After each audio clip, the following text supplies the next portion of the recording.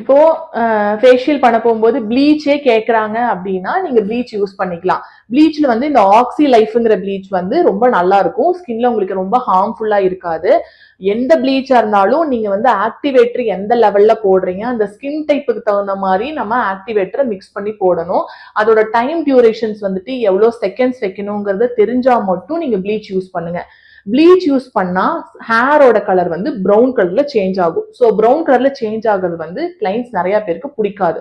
So அப்படிங்கிற பட்சத்துல நீங்க ப்ளீச் வந்து யூஸ் பண்ண வேண்டாம். இல்ல கிளைண்டே கேட்கறாங்க எனக்கு ப்ளீச் தான் போட்டு தான் ஃபேஷியல் பண்ணணும்னு கேட்கும் போது நம்ம தாராளமா ப்ளீச் யூஸ் பண்ணிக்கலாம். ஓகேங்களா?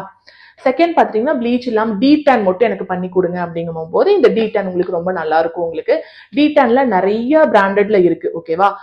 ராகால இருக்கு, யுனிக்வேதால இருக்கு, இன்னும் நிறைய பிராண்ட்ல இருக்கு. ஸோ இந்த மாதிரி பிராண்ட்ல நீங்க யூஸ் பண்றீங்க, இந்த டீடான் யூஸ் பண்ணும்போது உங்களோட ஹேர் கலர் வந்து சேஞ்ச் ஆகாது.